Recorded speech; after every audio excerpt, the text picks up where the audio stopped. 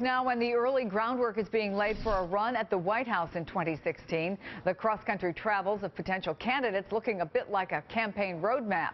Joe Biden is visiting New Hampshire today.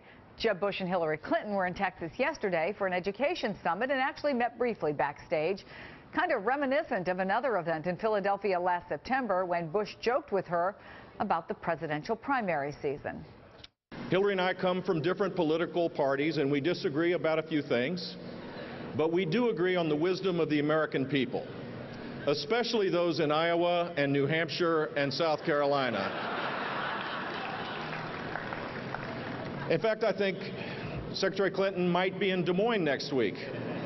Now, don't actually wear the medal there, Madam Secretary. I'd like to bring in Zerlina Maxwell, political analyst and Grio.com contributor. Chris Wilson is a Republican pollster and former executive director of the Texas Republican Party under then Governor George W. Bush. Good to see both of you. Good morning. Good morning. Good morning. So do you guys think other potential candidates, Joe Biden, Ted Cruz, Rand Paul, are just waiting to see when Hillary Clinton and Jeb Bush decide whether to run for president before, Zerlina, they decide?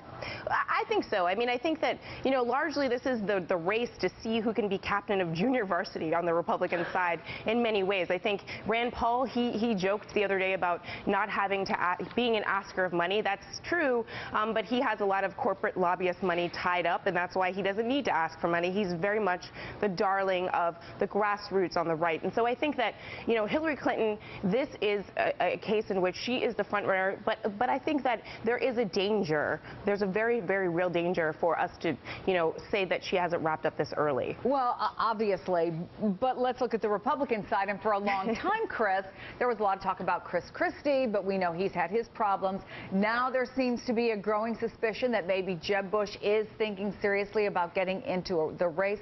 Does that automatically make him the favorite? And obviously, to run, you need staff, you need money. Is anybody else going to have trouble in the meantime?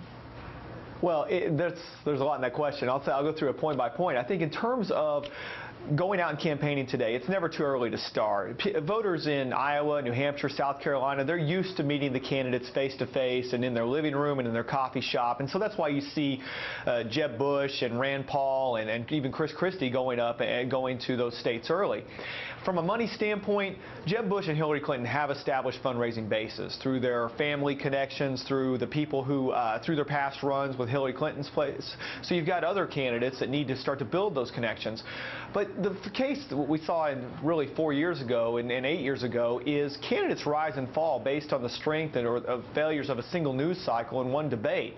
And so who is the front runner today means absolutely nothing for what it is a couple years ago. And I think I like Zerlina's comment about it being really running for the head of the junior varsity because at this point we have no idea who's going to be on the varsity team when we get to the case, and people are actually campaigning a year or two from now. I think that we know the varsity team captain. I think that the junior varsity, you're still looking for a team captain. Whenever Jeb Bush is someone that we're excited about, I think that, you know, you've gone wrong somewhere because Jeb Bush is not a new candidate, right? I mean, I think we're talking about him. Hillary Clinton. Well, I think that's true, but I think that the difference is that Hillary has both establishment support and grassroots support. Jeb Bush is the favorite of the establishment, not the grassroots, which he will need to win a primary. And look, I think, look, well, let's talk about Hillary first of all, because the decision has to be made, okay? Yeah. We're talking about sort of the timeline here. Sure. So here's what she said, again, kind of sidestepping the question at a Clinton Global Initiative event a couple of days ago. If you don't represent women in politics in America as future president, who will? Look, I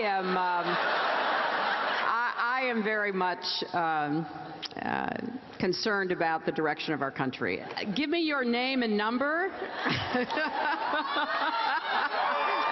Obviously thinking about all kinds of decisions.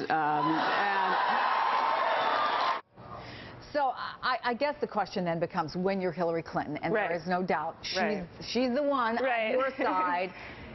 To be fair, if she's not going to run, when does she have to let the rest of the field know?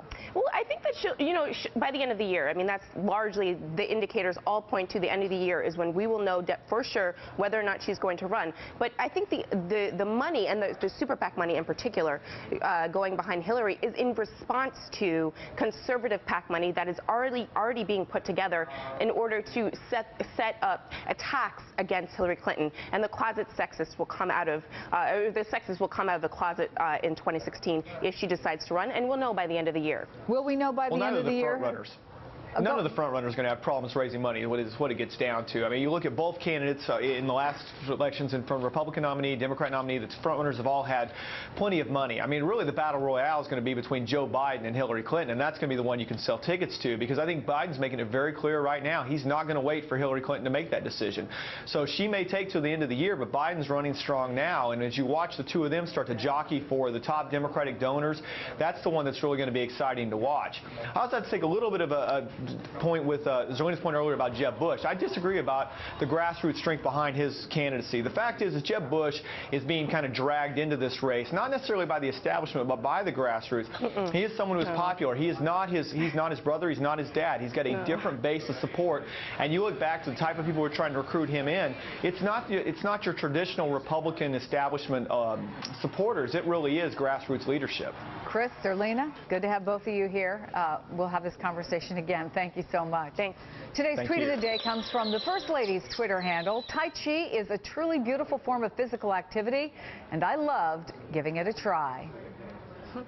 Okay, here's the way the system works. Let's say you pay your guy around 2% to manage your money. That's not much, you think, except it's 2% every year.